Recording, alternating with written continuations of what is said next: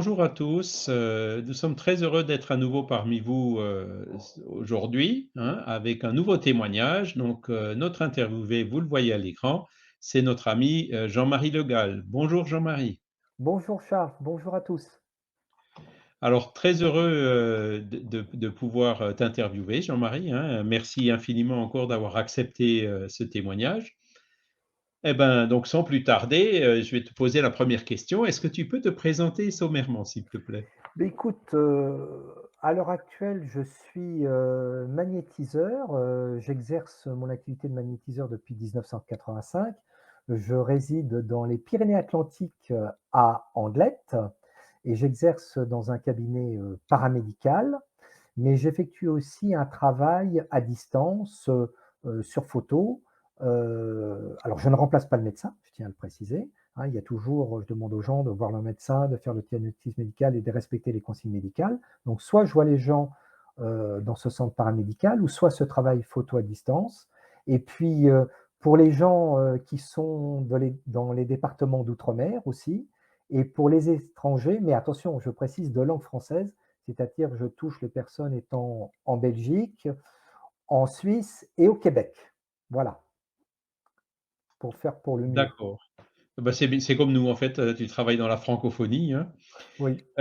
Donc allons-y pour la deuxième question. Comment est-ce que tu as découvert le spiritisme ou comment est-ce que tu as été mis en contact avec, la phénoménologie spirit en général? Ah, alors il y a 2 questions. Oui, c'est bien parce que tu rebondis bien. Voilà. Je Tu peux dirais que, commencer par celle que tu veux. par la phénoménologie, j'y étais confronté dès l'âge de 7 ans et je donnerai un exemple concret qui va vous parler.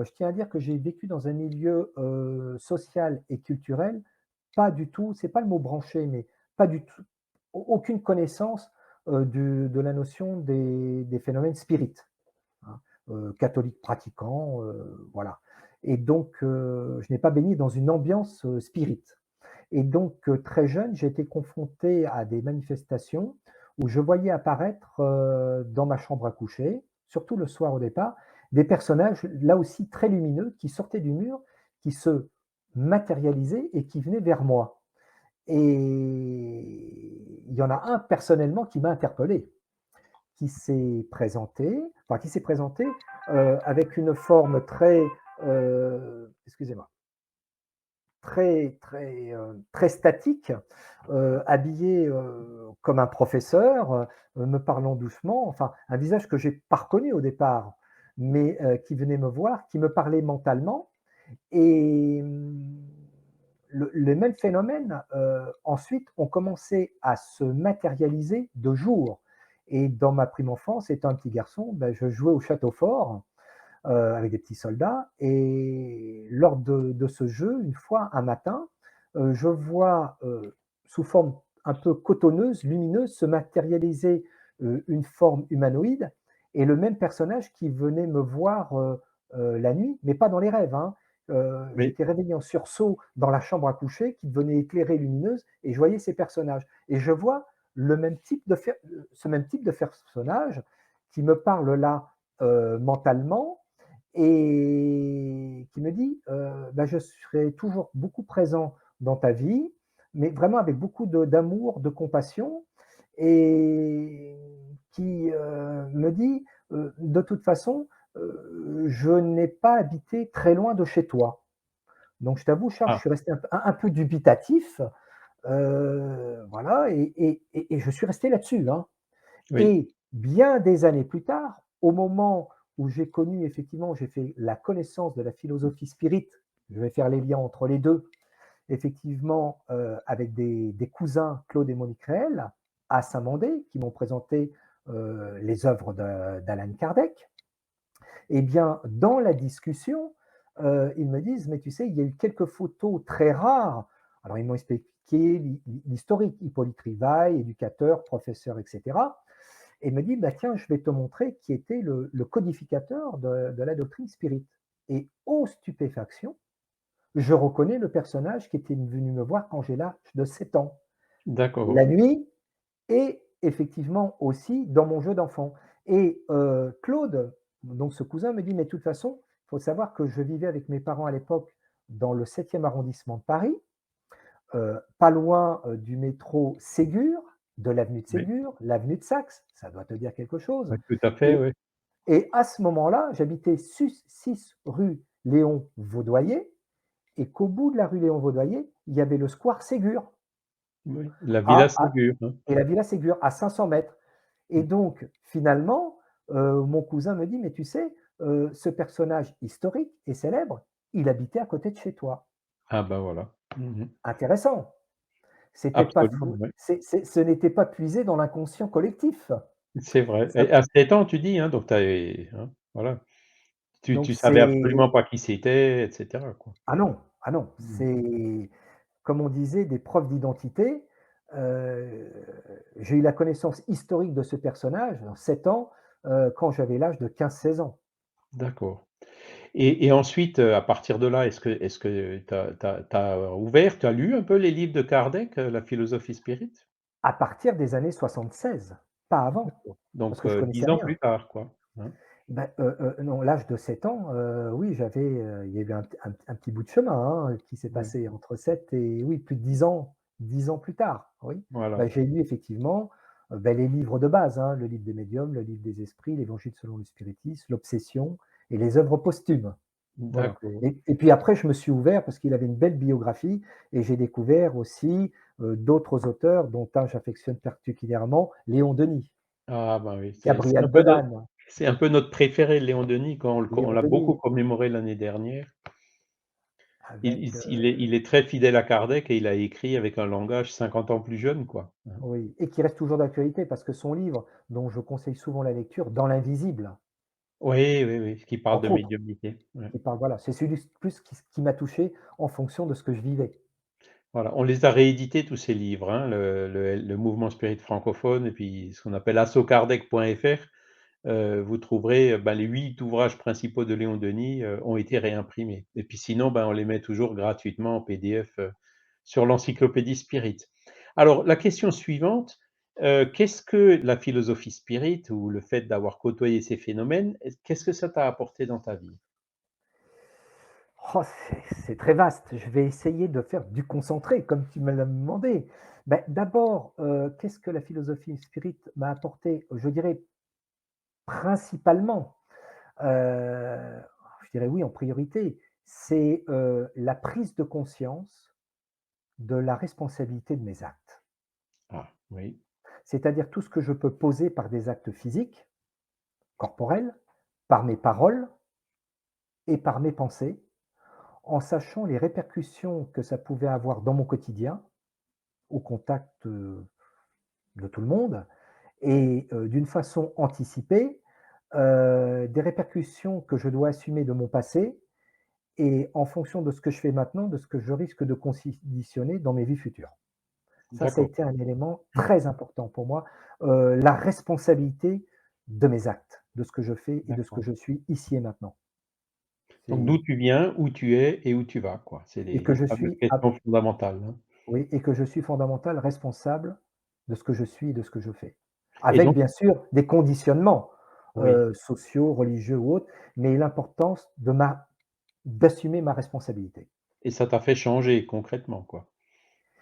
Ça oui, ça je ne suis pas parfait, loin de là, mais disons que j'essaye, de m'améliorer au quotidien et de faire une introspection régulièrement sur ce que je suis, de ce que je fais, pour amener, je dirais, comme une métanoïa, une révolution intérieure. Oui, un long D'accord. travail, Donc long c'est comme travail, comme tous les spirites, en fait, hein. On voilà, fait des efforts pour essayer de devenir meilleur. voilà, de devenir meilleur et aussi effectivement, par rapport à la phénoménologie que j'ai pu vivre, une prise aussi de conscience, de les réalités. Alors on peut l'appeler selon les traditions, l'âme, l'esprit, le courant de conscience, de Oui, réalité qu'il y a un élément indépendant de notre corps, qui perdure au-delà du temps et de l'espace, notre conscience, notre esprit, notre âme, qui perdure à la mort du corps physique et continue, je l'espère, une évolution. l'immortalité, ouais. D'accord. Ben, Jean-Marie, allez, on va passer à la quatrième question. Est-ce Oui. que tes amis, tes proches, ton entourage, ta famille ont compris ta démarche et ton intérêt pour cette philosophie?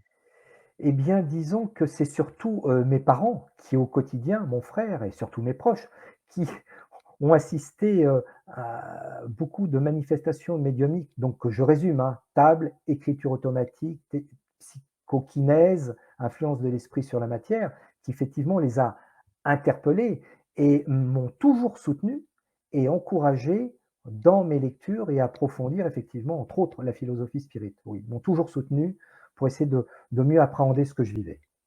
D'accord, donc ça, c'est vraiment bon, ça aide énormément, hein. Moi, j'ai aussi eu Oui, cette chance, à oui. part quelques exceptions d'incompréhension de personnes qui pensaient que j'étais dans une secte. En général, comme les gens ont vu que, ben, je changeais pas, au contraire que j'avais tendance à devenir meilleur, voilà, ils ont dit: «Bah, pourquoi pas?» hein. Mmh. D'accord. Et la question suivante, alors par rapport à tes proches toujours, est-ce que tu conseillerais à tes proches de s'intéresser au spiritisme?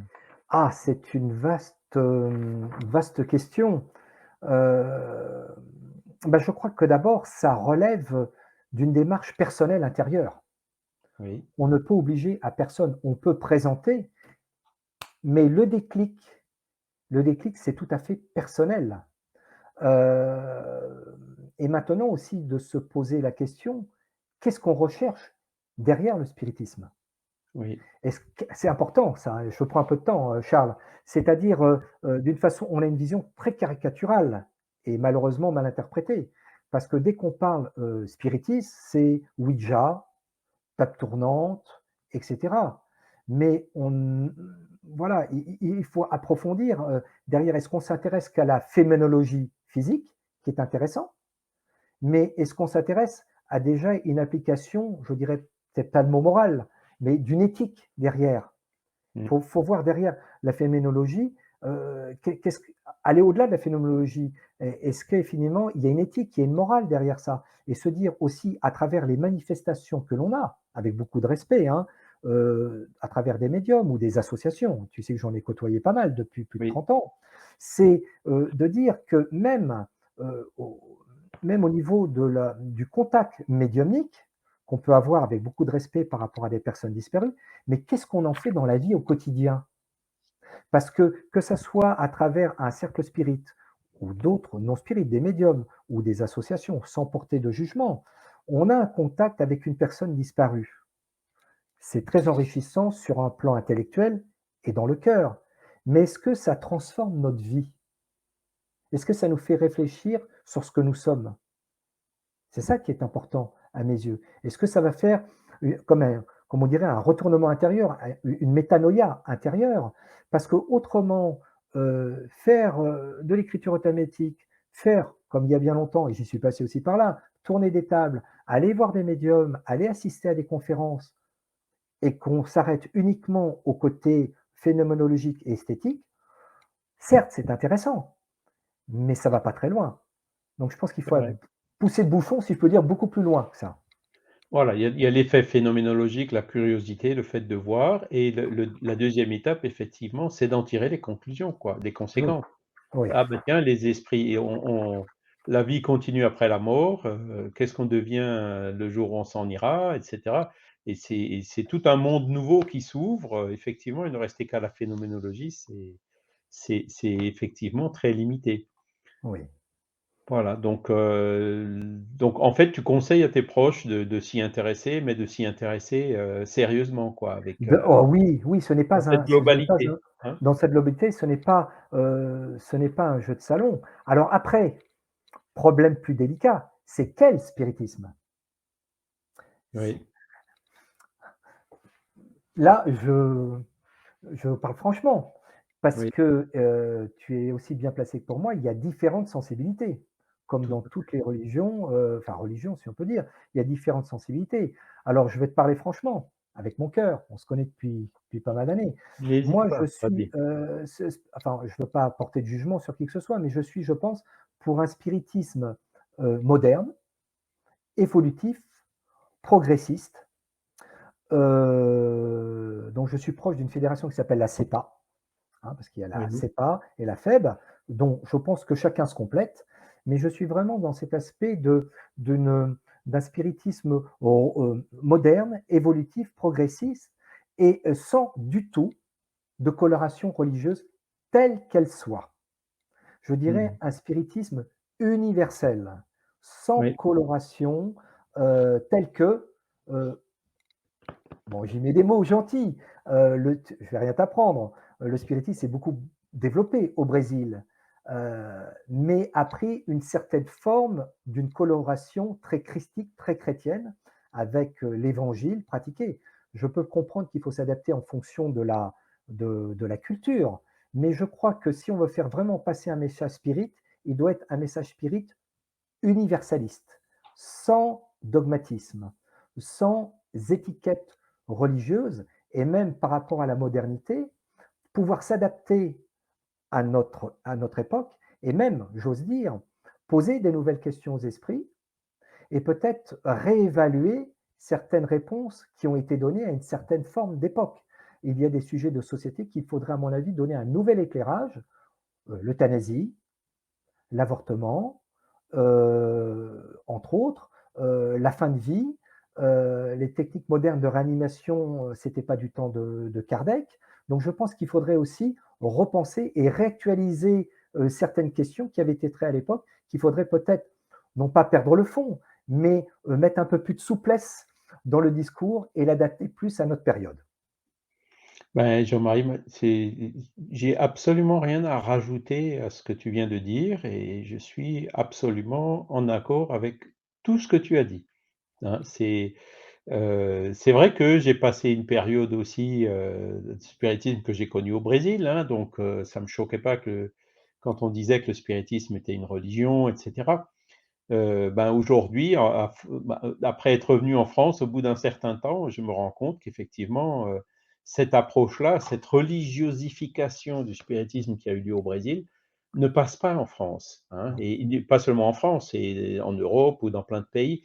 Et avec la coloration chrétienne, elle passera encore moins auprès des 2 tiers de la population mondiale qui ne sont pas chrétiens, hein. Oui, Donc, je suis entièrement d'accord quand tu utilises les mots universalistes, hein, une oui, éthique universelle, des lois morales universelles. On est tous universel, d'accord avec la morale, mais oui, neutre et universelle, multiculturelle, hein, tout un à peu fait. comme ce que Kardec a laissé dans le livre troisième du livre des esprits, quoi. Même si là, on y trouve quand même encore une coloration chrétienne, hein, puisque Bah, c'était quand mais même la culture à l'époque, hein. et oui, mais je crois que, j'avais discuté avec d'autres représentants spirites de différentes sensibilités, au-delà des polémiques, hein, entre autres avec monsieur Mhm. André Dumas.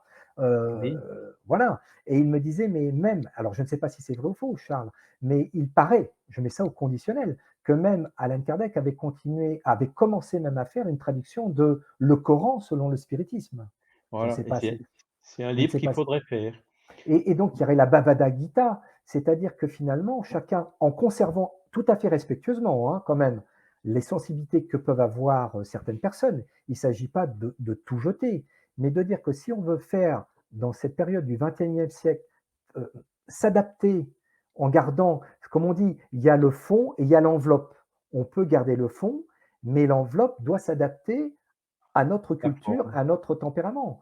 Et j'ai pas mal de gens, effectivement, qui pourraient aller dans notre direction, mais qui sont heurtés par rapport à des dogmes, des rigueurs, de personnes d'autres confessions qui disent, dans certains congrès que je ne citais pas, qui ont assisté et qui étaient très intéressés au départ et à la fin, quand on leur a fait réciter, pour être franc, le Notre Père et tout, bah, comme quelqu'un, un médecin que je connais bien, que tu connais indirectement, et que Oui, la personne à côté de lui était un musulman, ils m'ont dit: «Le congrès médecine et spiritualité pour me dire génial, et à la fin, dur, dur, boum, hein. boum.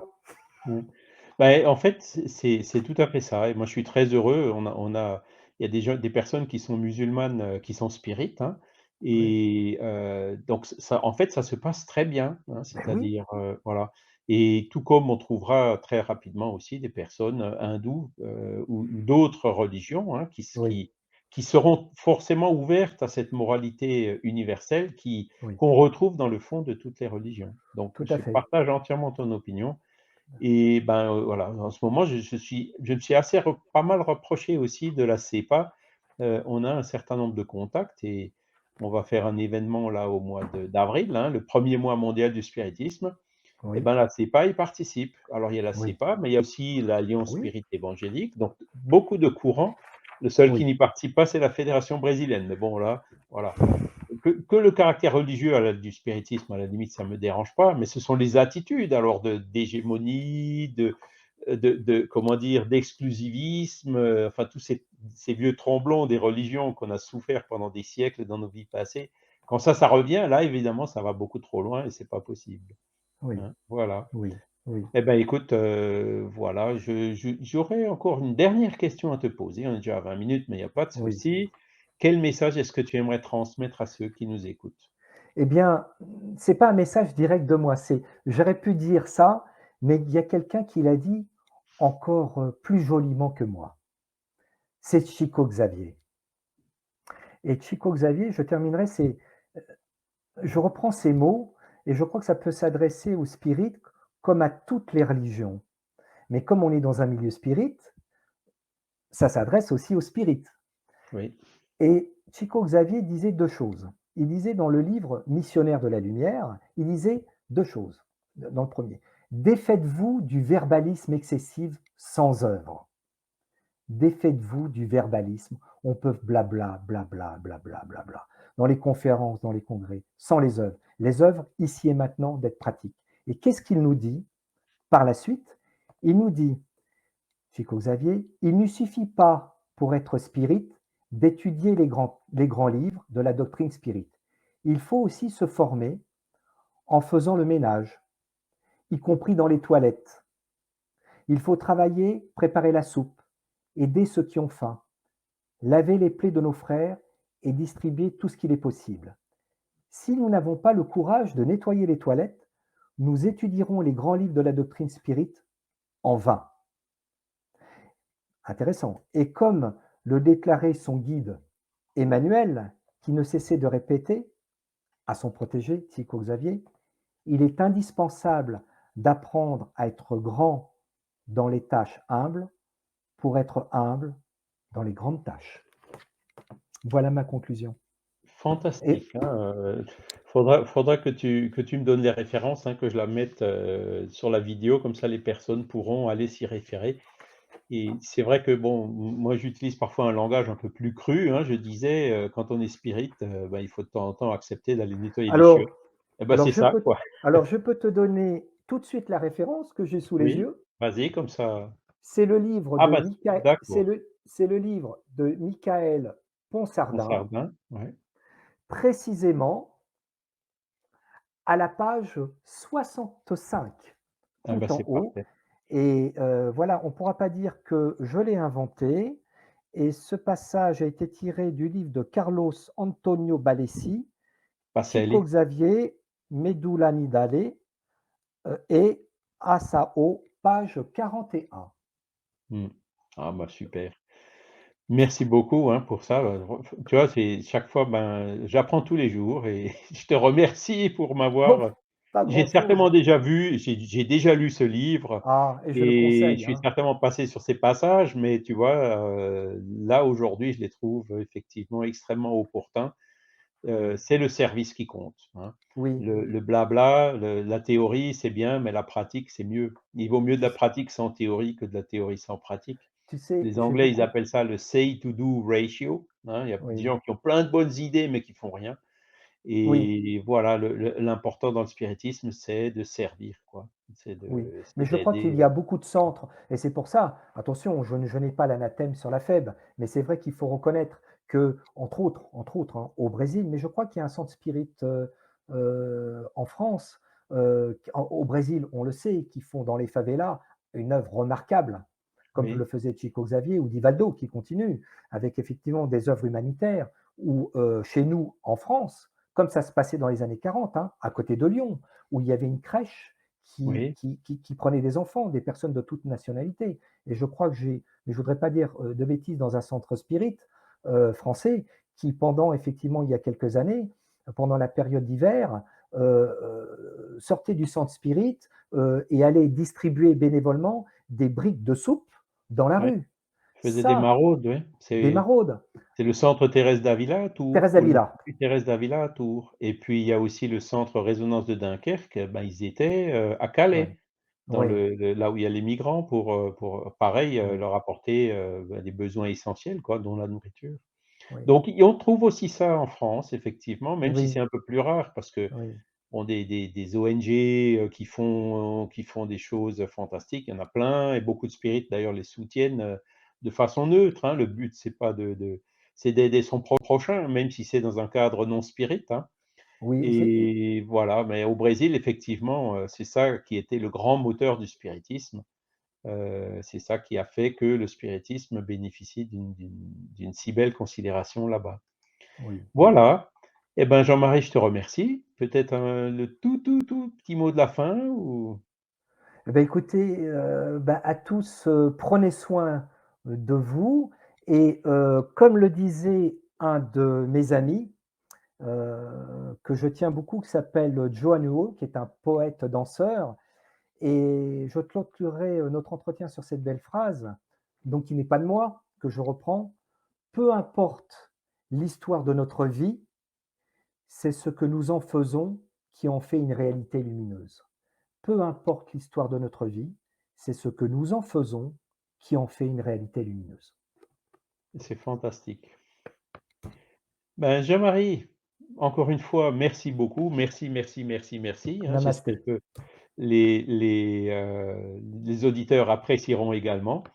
Et puis voilà, donc ben, merci pour ton temps, merci pour cette entrevue et puis, ben, j'encourage les auditeurs, ben, à s'abonner aux chaînes du Mouvement Spirit francophone ou de la Fédération Spirit française. On en fera d'autres et si vous êtes, intéressés pour vous faire interviewer, prenez contact avec nous, n'hésitez pas, on le fera. Merci beaucoup Jean-Marie, au À revoir à tous, à bientôt. bientôt. À bientôt.